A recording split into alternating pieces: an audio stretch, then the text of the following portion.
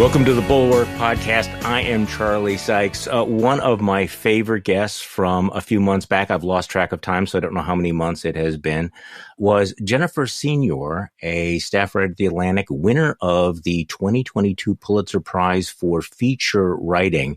And she has a fantastic piece on subjective age in the April issue of The Atlantic. And so, because I'm kind of a lucky guy, welcome back to the podcast, Jennifer. Oh my God, I feel like the luckiest of gals. You're my favorite. Can I say this? God, am I allowed to have favorites? Anyway, I love being interviewed by you, Charlie Sykes. Well, thank you. I do. And I love your podcast. Well, you're definitely allowed to say that, because there's a mixed opinion about all of this. So the last time you and I were talking, it was about your huge piece on Steve Bannon, which, by the way, congratulations. You just got nominated for a major award for this. You know, one of the things that was interesting was that Steve Bannon kept texting you and emailing you. So, you know, any updates on what Steve Bannon is doing these days? Yes. One of the sublime pleasures of my life is I have no updates. He has stopped texting me. I don't know. I have no clue. I mean, it lasted for a while until I think somebody whispered in his ear, you know, this piece was not all that flattering. And it stopped. I think he was so used to being able to seduce journalists. And I think I was unseducible. That's odd. Yeah. Because journalists never write anything negative about him because they don't mock him. They don't see him as an American Rasputin. I can tell you why. Yeah, please. I have a theory about this, actually. And it was something that filled me with terror as I was writing about him. Everybody who had written about him before me could write reasonably, not flattering things, but just write very neutrally about him and sleep the sleep of the righteous, knowing that they were cultivating a source so that they could get all of the dirt on the Trump administration. I think I was the first person to write a big, long piece about him once he was in exile, once he was just on his own. Michael Wolff continually used him as a source and did a brilliant job with it for his books. But in terms of magazining and stuff like that, this was the first one. And therefore, I didn't need him to get to Trump. He was the end. He was it. And I was looking at his influence, his sort of asymmetrical influence on a subset of the electorate, the kinds of people who might have, for example, shown up at the Capitol, in fur and, with axes and nooses. And horns. And horns. Right. Yeah. A very dangerous form of cosplay. The normal way that patriots would dress. Like Vikings. Yes, of course. Viking wear. And so I think that may have been one of the reasons. I had to sort of do this new thing. I had to write about him as the only thing, not about him as a means to understanding Trump. So you're awfully kind about Michael Wolff's book, which I continue to think was one of the more cringeworthy things to come out of the resistance. But we're going to have to agree to disagree. Oh, really? Okay. Well, but Steve Bannon was a master at manipulating access journalism, that he knew how to play reporters, basically saying, look, I have a bone I can give you. And apparently it worked for a while for him until all the arrests, the indictments and the convictions and stuff. Right. And so I guess that's your beef. Yeah, just those trivial things. Those minor things. So I think I told what you. What I was going to say is... Okay, so go ahead. No, go on. Sorry. Again, it's me, the mouthy Brooklyn girl, cutting off the polite Midwesterner. I do this every time. You go. It's funny because you're the only person that thinks of me as a polite Midwesterner, I think. Really? I don't think Midwesterners are really as, I think that we have dined out for a long time on this idea that Midwesterners are nice, or there's a Wisconsin, Minnesota nice. And actually, it's really not that true. You're Wisconsin nasty? Well, as you should know, listening to the podcast. Hey, listen, I told you before that my wife and I had a long drive to Southern Maryland over the weekend, and we spent the entire time talking about your article about why everybody thinks that they are younger than they really are. And I want to get to that in a moment. Yeah. But I also want to talk to you about a couple of other things you have written, all of which are incredibly interesting. John Fetterman's depression. You have a very, very interesting insight into all that. But also, you wrote about the experience of having long COVID, and you wrote a piece about the etiquette, what not to ask me about my long COVID. So I hope that I'm still sticking with the Midwest nice image. by saying, how are you? Oh, that's a perfectly fine question. Okay. Not, are you getting better? Why are you not better yet is bad. Exactly. Okay. The stress of responding to that question, because it's a chronic disease. So, I mean, just imagine looking at someone with a chronic disease and saying, are you getting better? You wouldn't do it. And so how are you is a lovely question. And unfortunately, still on brand, Charlie. I still think you're nice. Okay. As I wrote in the piece, I'm experiencing new symptoms again, and they're driving me crazy. This week it's chest pains. I don't know. What are they about? Don't know. Well, you wrote on Twitter, and I wanted to ask you about this. Another phenomenon, I find myself filtering a lot less of what I say these days because this state of awfulness may be how I spend the rest of my life. I've become Bill Murray in the bathtub in Groundhog Day, that toaster oven nestled under his arm. Yes. I am many exits past giving a shit. You go on to tell a seriously unfiltered anecdote, but you get the idea. The point is, be gentle with us. Don't judge. Don't pity. Something gets all of us eventually, and then you write about all of this. So I have to admit that I tested positive for COVID a couple of weeks ago, and it was pretty awful, but that was my fear. Because like you, I hadn't paid any attention to it. You mentioned that before you got it, it was like not really on something you thought about that you thought could happen to you. No, because you probably within your immediate circle don't know anyone who has long COVID. I don't have anyone in mind. No. You discover people here and there who are 1 or 2 degrees removed. The fact that you felt pretty awful is actually a very good sign. I didn't feel awful. I was walking the dog to the reservoir. I was up in Vermont at the time. I was canoeing. I was hiking. I was cooking. I was in fine shape. I barely got sick.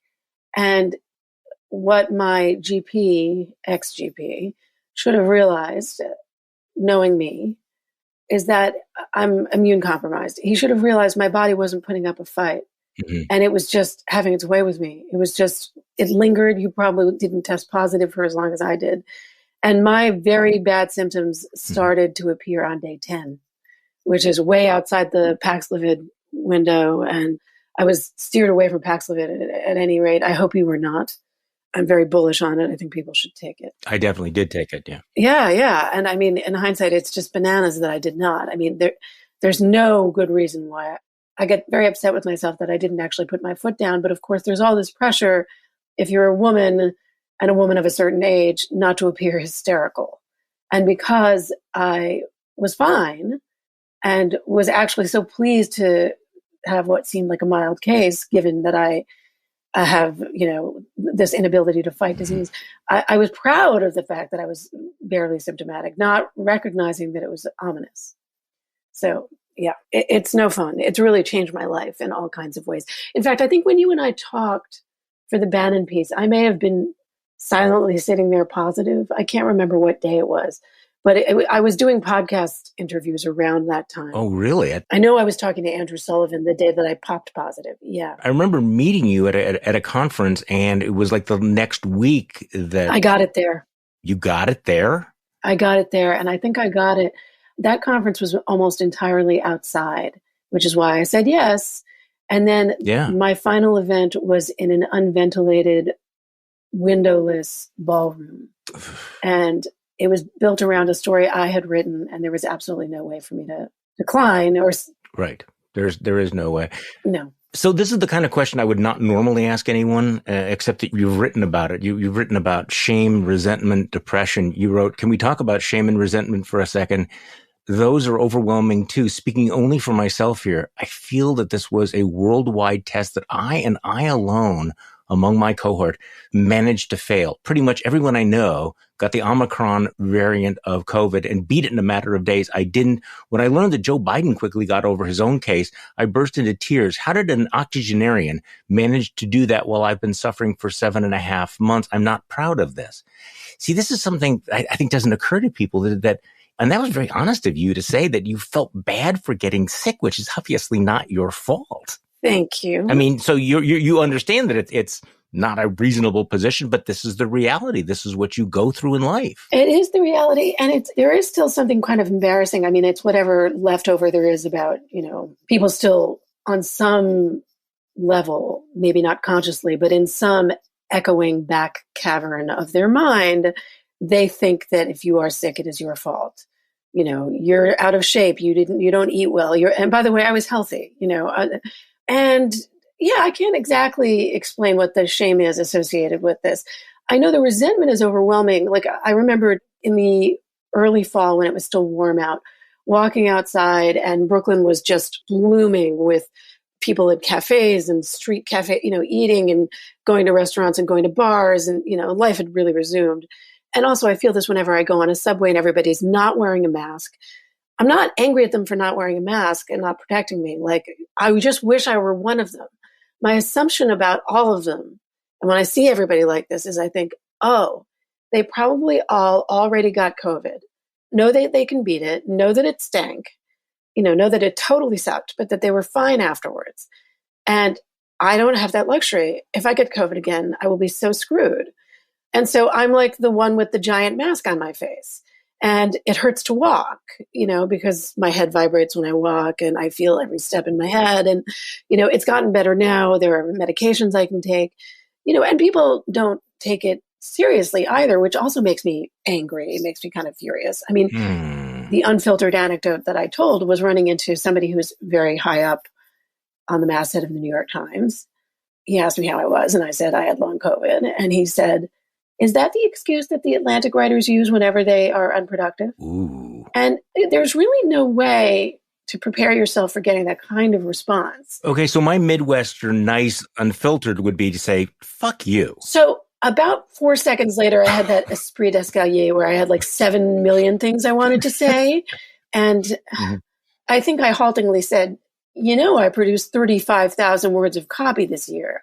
I had 2 cover stories, and I was the first person to do that since James Fallows in like 1998, and I had then a 3rd story on Steve Bannon, all within 1 calendar year, plus a couple of short pieces. It was like, then he started backpedaling, but he said, was this too soon? And I said, no, it was just too mean. Too soon. I know, too soon. Like, too soon for what? Like, yeah, anyway, it was. Because next month it would have been okay. Right. Next month it would have been okay. Yes, that's right. On month 5, it would have been inclined thing to say, but like, how does that not fill you with shame and resentment?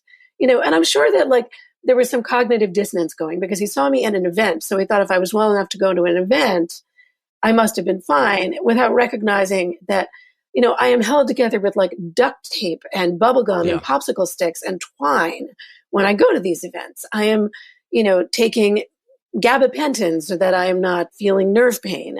I am taking Klonopin so that I am not dizzy because it dampens your vestibular system. I'm taking meloxicam so that, I am, again, it reduces the inflammation in your body. So like whatever pain is associated with inflammation, I don't have it. I'm on an industrial strength antidepressant so that I summon the will to get out of bed. A couple of months later, it was determined that like my blood pressure went through the roof every time I stood, which explains why I felt lousy whenever I stood. And so now I'm on 2 things to stabilize that. I mean, I now have the medicine cabinet of an 80-year-old, and all these things like make you feel estranged from yourself, I mean, it's terrible. You mentioned, the depression, some of it biological, some of it that sense that everybody else was going on with their lives. Yep. And obviously, I mean, very clearly, this gave you the perspective to write one of your more recent stories about John Fetterman. I mean, I think it's interesting, your personal experience, how it dovetails with your journalism. You wrote a very interesting piece, John Fetterman and the Performance of Wellness, the particular challenge of enduring depression as a public figure. And I thought it was remarkable how you're just describing this one aspect that I think probably other people haven't thought of because they don't think of U.S. senators or politicians as actual people, but the whole idea of that you're always on, you are always out there, you always have to perform, right? They're front stage performers when depression is an incredibly private thing. So give me your thoughts on John Fetterman and what he is going through and how we ought to think about this. That was a really good segue into this, actually, because, right, we were talking about my depression, and it did give me a window onto this. So when I was, a cub reporter, I was like 24. I went to work for the Hill newspaper when it first started. So I was one of the 8 bajillion people who was accredited to go run around the US Capitol, and noticed immediately not just how porous it was, but how accessible senators and members of the House were. And that they always had to have their game face on. They were always between committee meetings.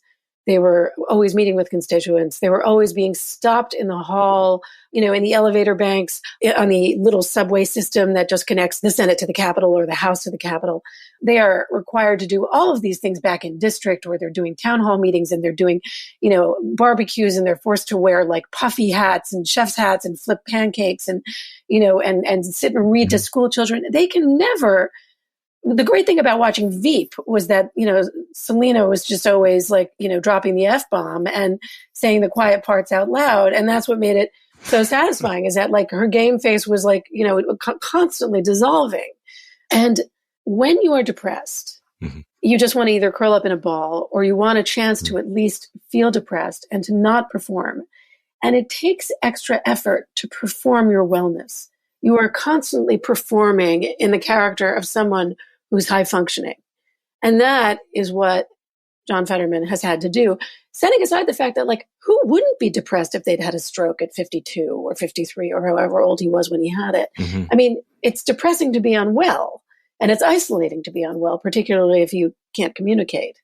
But he has, in addition to all of that, had to perform a certain level of well-being. I think that we underestimate that in public life. I mean, I think about how Joe Biden, when his son died, that stuffed inside, tucked inside this very public guy who was doing vice presidential things, was a man who was deeply suffering, and couldn't show it. And he would with Colbert, which was fascinating. Yeah. I can only relate in part to this, not being a politician and basically living my life now in my basement. As I was reading your piece, I remembered a period right after my mother died, very, very tragically, how I had to go on with my life. And it hit me very, very hard. And I had to go out. I remember going out to a dinner with people who had been on a trip or something together. And it was really a bad choice by me, but to go out and I had to perform exactly the way you were describing it. And I look back on that as one of the most difficult, exhausting things I have ever done. And I can't even imagine what it would have been like to do that every single day, day after day after day after day, to put on that game face, that forward, trying to, again, performing and interacting with people when all of this was going on inside. So that would be the only analogy that I could have. And that's really one day. And John Fetterman and others have done this, week after week, month after month after month. And frankly, that had never occurred to me.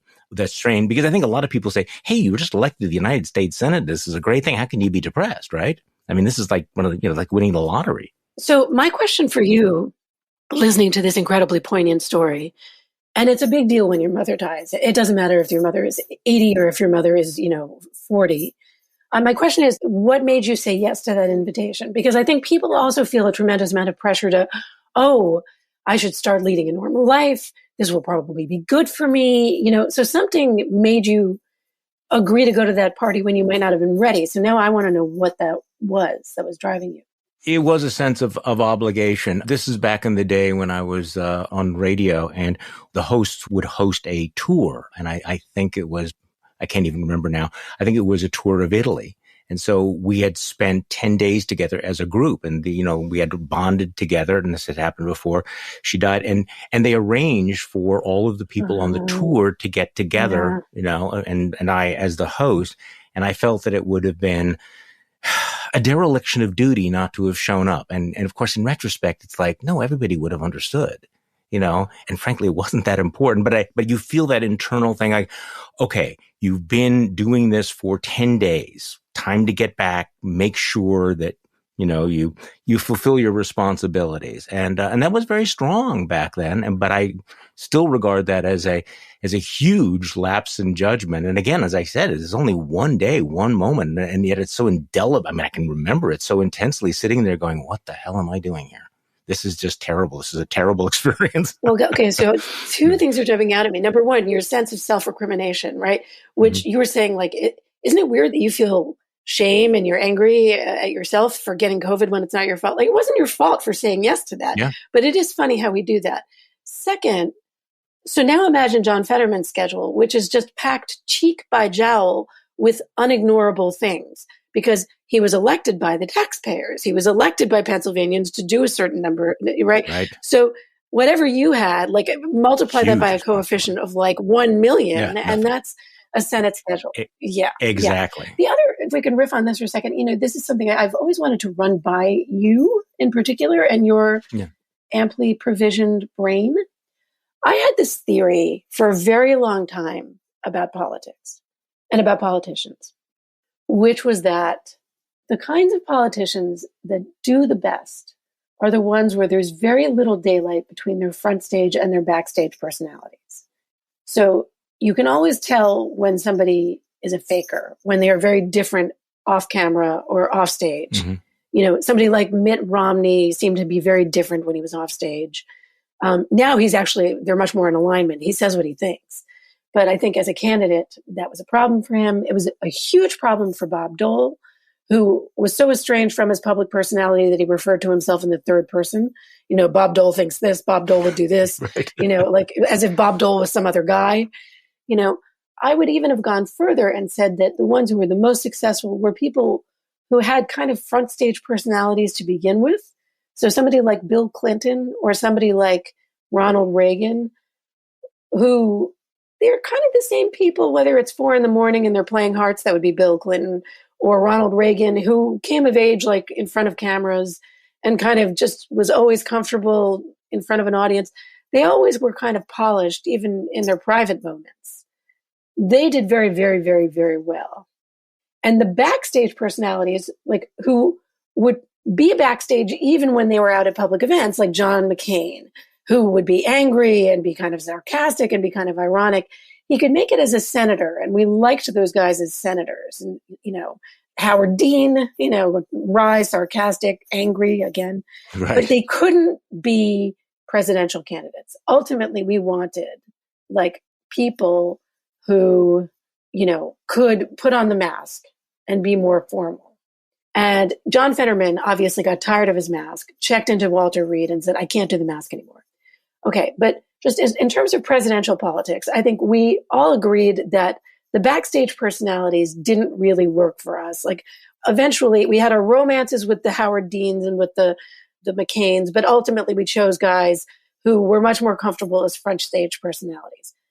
Until Donald Trump. Until Donald Trump. Yeah. And so what happened? Like, my theory worked so well until Donald Trump, where we just had this potty mouth and this id and this angry charlatan. And I think that's a part of the larger transformation. And this was something that I think Paul Ryan in my interview with him sort of touched on, that after 2012, when he and Mitt Romney were defeated and were surprised, and the base was surprised, that the voters just decided they wanted a different kind of candidate. They wanted somebody who was going to be truculent. They wanted somebody who was going to be, punch the right people in the face. But you're right. Donald Trump inverts that whole thing. Remember, we used to say, well, you want to have a beer with Bill Clinton. I mean, I don't want to have a beer with Donald Trump. Or DeSantis. Right. As you were saying, the people with, the backstage personalities, there's also another kind of politician that has been successful that I've noticed. People who basically don't have a backstage personality. That's what I meant. I meant Bill Clinton. No, but I mean, there's literally nothing there. I mean, there are people who are like sociopaths. I mean, it's like they're one thing. There is no internal life. There is no shame. Oh. They're a little bit pathological. They have no real conscience. They can become anything they want to become. And I don't know which category is, but then in 2016, we basically said, this guy is a complete, total sociopath, but he's our complete sociopath. Let's go with him. I don't know. That's a very interesting question. But that would explain it. I mean, you're almost saying that the categories are meaningless anymore. There is no front or backstage personality. There's just some kind of raw pathology, and that's what so they are always the same no matter what. Or let's take and now I'm getting personal, but I mean, a Ted Cruz or a Josh Hawley or anything. These guys are complete phonies, right? They're obviously phonies. Right. So when they're backstage, what are they? if you drill deep enough down into Ted Cruz's soul, what would you find? But I think you'd find something, actually. Yeah, but what? What would it be? I mean, would it be something shriveled? Would it be something crushed? Would it be somebody duct taped to a chair in the corner? I mean, what? Who is the little troll who lives inside? Yeah. I mean, I think he's an angry, guy. He was a year behind me at school, and he made one of my friends cry. That's what I knew about Ted Cruz. I mean, he was ruthless. Yeah. He was hell-bent on being right. I don't know. It's a good question. I mean, I've known a lot of politicians. People say, well, what are they really like? And I can honestly say that I've looked into their eyes a couple of times and thought, there's nothing there. Yeah. I mean, this is it. This is it. Right. I actually have a picture here in my office, which I have turned upside down, of me and Ted Cruz right before the Wisconsin primary in 2016, where I, in a very misguided moment, decided that, hey, Ted Cruz is the one guy that can stop Donald Trump. And so let's try that. And Jennifer, that didn't work out well. That was just not a good call. You know what, though? At the moment, I think it was reasonable. I mean, I don't think there was any peyote involved in that idea. I don't think you were tripping on anything. So, okay, I want to turn to this other question, which I have to admit I also find to be very, very, very personal, which is the puzzling gap between how old you are and how old you think you are. And it's so true. So many people have, an intuitive grasp of the concept of subjective age. How old are you in your head? But just talk to me about these studies that you find to be credible, that basically after a certain age, nobody thinks of themselves as being that age. Like, I will be honest, it feels almost embarrassing to say I am a certain age and I don't think of myself as that age. I mean, I can remember talking to my mother when she was in her 80s and she said, I don't feel 80. I feel like I'm in my 40s or my 50s. And of course, as a young person and deeply insensitive, I of course sneered at this and laughed at this. And now I completely understand it. So why is it that people think they are younger than they really are? What is that about? Yeah, no one has a great explanation for why. It's very well documented that it exists. The best study I saw showed that if you are north of 40, you are on average going to shave about 20% off of your age in your head. So I don't know how old you are. How old are you in your head, Charlie? I should ask. Somewhere in my 40s. I think that I'm comfortable thinking of myself as 48 when in fact I'm 68. Which, by the way, I find shocking to say that number. I have to admit to you, I find it shocking to say that I am 68. It seems so completely wrong. Well, it feels like an error. It feels like a system malfunction or something. How did this happen? Right. How did this happen? And you were talking about, like, you're kind of sneering at your mother. The mistake that the young make, I think, is thinking that older people are ready to age, are ready to die. Yeah. And was it Philip Larkin who referred to our existence as the million-petaled flower of being here? I mean, we like being here. Mm-hmm. And, when you're 80, there's still like so many petals left to go. I mean, I remember my uncle, when he was quite old, looking at me and saying, Jenny, how much time do you need? And it was apropos of nothing. I had no idea what he meant. And he was doing it deliberately. And I said, what? To do the dishes? I think I was doing the dishes. And he said, no, how much time do you need here on Earth to do all the things you want to get done? And he said, because I figure I need about 250 years.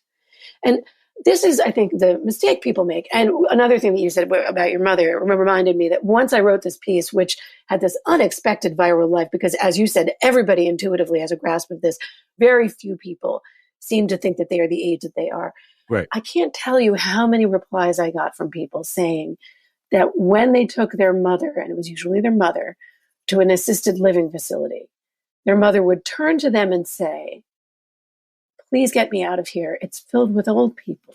It's very disruptive to our self-conception to see ourselves as exactly the age we are. Now, the studies that I've looked at are very crude. They all tend to say, it's ageism. People have internalized our culture's fetish, with youth. And I'm not honestly sure that I buy this. I mean, I think it's true probably to some extent. And the best proof of that is that in Asia and in Africa, people are inclined to shave fewer years off of their life than we do in the West. But You could also look at it as like a sign of optimism that, you feel like you're in your 40s because when you were in your 40s, you were in your professional sweet spot and you felt like you had several pivots left in your life. And, I feel 36 was when I would say I knew what the contours were of my life. Mm-hmm. I hadn't yet filled it in. I was still brimming with potential. I was paired off with my husband. I was about to get pregnant. I knew we were going to start a family, but all that stuff was ahead. So it's kind of that moment when potential and competence are in equipoise. But that's not the only reason. I mean, there are lots of reasons that people say that they're younger. Sometimes it's because it's for more poignant reasons. People are sort of locked in at the age when something terrible happened to them. So they're locked in at the age of a trauma. Or it's when something transformative happened. They're locked in at the age when they were sober. Or they had a terrible divorce and they are now the age that they were when they first got married because their mind is willing them to do a redo. Yeah. The answers are very idiosyncratic as humans are. So, you don't get satisfying answers from social science, which is unfortunately often the case. So you asked the question on Twitter, right? You asked the question, how old are you in your head? And what did people say? Yeah, while I had long COVID, I did this out of boredom. I mean, I wish I'd gotten the wealth of replies I've gotten now, where people have said all sorts of much more interesting things to me. Like one person hypothesized, speaking to your earlier question, why do we do this? They pointed out that time speeds up as you get older because each year becomes an increasingly smaller fraction of your life. So it makes sense that you're located somewhere, further back. And by the way, if you're below the age of 25, statistically, you probably are more likely to think that you're older, not younger. That's another thing I should bring up. But what did people say to me on Twitter?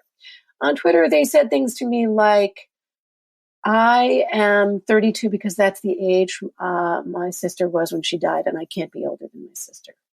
That was poignant. Mm-hmm. A lot of them said the same things to me that I had said, that, I'm the age that I was when I was at my most professionally competent, but my life hadn't truly begun. One person said the most amazing thing to me that I just loved, and I put it in the piece. He said it in a private message to me. His name is Ian Leslie, and he's written a number of social science books and great stuff about the Beatles and Paul McCartney. He said, the problem with being a 50-something and thinking you are a 30-something is that when you are in a room full of 30-somethings and you are talking to them, you don't think that you are any older than them. Mm-hmm. And it's true, but they know that you are older. And I have had this experience so many times where I will be talking to a 30-something and I will be thinking that we are peers. And then they will say something to me. I may as well be like Dame Judi Dench. I may as well be Maggie Smith in A Room with a View. I mean, and by the way, I looked at Maggie Smith when I watched A Room with a View recently. Mm-hmm. She was younger than me when she played like the old dowager aunt. Maggie Smith has been playing dowagers for like 38 years. I mean, it is astonishing. And so maybe, women, there's some added thing where, if we had our kids later and, I still have a teenager at home, right? Like, I don't know. I can't think of myself as being like the 53-year-old that my mom was, where I was already 31. That doesn't scan for me. I have my own theory on this, which I'll share with you in just a little while.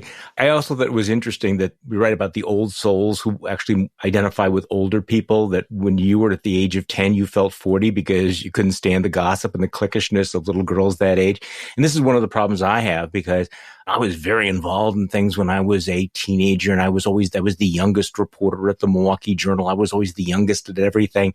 And so there's still part of me that thinks that I am not the oldest person in the room. I can't get my head around that phenomenon. Totally get that. Because I'd wanted to be older for so much of my life. But I'm thinking of it the other way around, which is you were the wonderkind. If you were the wonderkind, you're going to always think of yourself as the youngest person in the room. You were the extraordinary high achiever. When you were younger, you were precocious and saw yourself as older. And not only that, you were a wonderkind, I'm guessing, in your adolescence. Yeah. And our self-impressions during adolescence and our experiences during adolescence have a privileged place in our memory.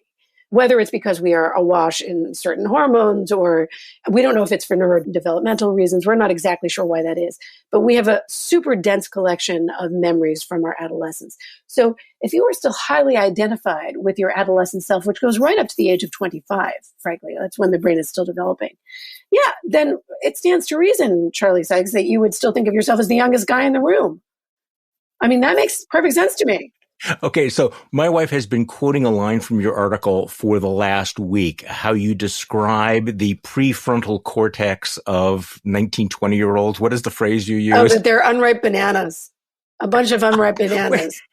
They are. Where did that come from? I don't know. My brain, I mean, because they are. Because I'm living with a 15-year-old who thinks he can do all these things that he simply cannot.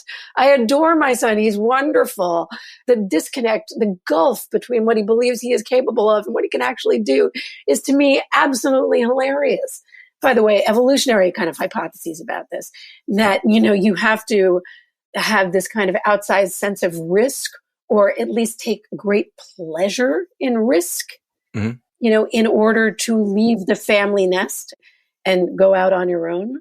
So I don't know, a bunch of unripe bananas. Unripe bananas. Okay, so here's my thought, and believe it or not, I was not actually high when I came up with this. Okay, my wife and I were having the discussion of like why we don't feel our age, why it comes as a shock to find out that I am 68, and let me just test this theory on you. The reason why I don't think that I'm 68 and you don't think you're 53 is because we have spent our entire life being younger. Right.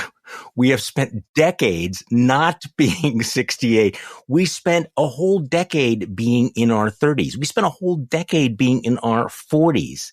And suddenly we're in another country. So for example, if I move to Mozambique this week, I would not feel like I'm at home in Mozambique because I've spent my whole life not being in Mozambique. This is a bad analogy now. No, it's not. It's perfect. Being the age you are now is a strange country that nothing has prepared you for. Your entire life, you have been a young person and you were never told you would be this age and believed it. Let me put it that way. And also you have all these memories, as you're pointing out, from when you were in your 30s, from when you were in your 40s. And those were probably very busy decades. You had your kids, your career was in full boom, boom, boom mode, right? Mm-hmm. So you're going to have a lot of like really vivid material to pull from that's going to help define you from those days. And as you point out, you spent a lot more time in those years than you have blundering along in these years. And that also gets back to the other thing that I said, which is that every year is a smaller percentage of of your life, the older you get. Right. So yeah, those years felt longer and more substantial. I mean, do you remember how long a year felt when you were 22? I mean, it felt eternal. Think about when you were in high school, how long those 4 years were compared to 4 years, any 4 years recently. Well, lately it's 4. Actually, that's not true now because I think our politics is in dog years now. Can you believe that we're like in year 3 of the pandemic? I mean, it's kind of bananas. I mean, that does not feel like 3/4 of high school to me. It feels like they just declared a pandemic 5 minutes ago. I mean, as far as I'm concerned, Bill Clinton is still president. And I'm surprised that the 90s weren't like yesterday. I mean, this is still a thing for me. I mean, my musical tastes, I mean, I said this in my piece, I'm slightly ashamed to admit this, but there's far more Duran Duran on my iPhone than there ought to be. I mean, a crap 1980s band. So this has occurred to me that I am listening to music mainly from the 1960s, and that I am as far separated in time from when that music was made as pre-World War I was before that music. I mean, the gap in time, and that's hard to get your head around when you realize, okay, I'm listening to a piece of music that is 60 years old and was made in the mid 60s. You go back 60 years before that, and you're like 1906. Were people in 1965 listening to music from 1906? No. I had this realization when I was watching War Games with my son a few years ago, and he stuck with it. But all that I could think was, oh my God, this movie is as old to him as all of the Cary Grant movies were to me when I was his age. And that's the kind of thing. Or you could do other things, the first Gulf War to kids now is as far removed as yes, World War II was exactly to me when I was in elementary school. I mean, it's bananas. It's bananas. So yes, for all these reasons, we can't locate ourselves, I think, properly in time. In just the last few minutes we have, though, I love the section in your book where you talked about the global perspective, that Asia has a smaller gap between chronological age and internal age. Africa has the smallest because unlike our culture, elders are accorded more respect. There's actually, in Japan, there are newsstands with Japanese cartoon books featuring older people falling in love. There's a holiday called Respect for the Aged Day. People in their 70s and 80s lift weights in parks. I suppose there's a little bit of that here. I don't know whether it's still true, but I think there's a certain age at which people in our country become invisible. And I think that's part of that reality, right? Of course, when you're older, you're also in on the joke that you may be invisible to the 20-year-olds, but you're in on the joke that, wait, your turn's coming. Oh, for sure. So, there is that. Right. But when you're 20, you never believe that you're going to be old. Oh, absolutely. I mean, it just doesn't seem possible. And of course, there are funny counterexamples right now in American life, but they're very freighted.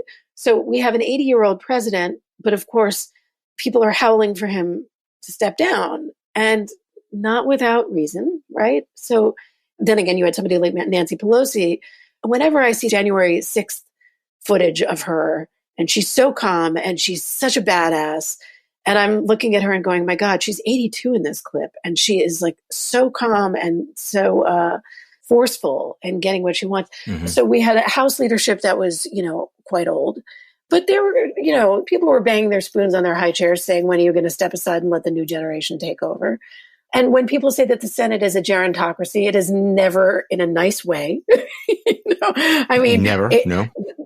But the fact is, it is. So, I mean, we are electing older people. I mean, so it's kind of double-edged because it does exist in the United States. There are people with power who are older.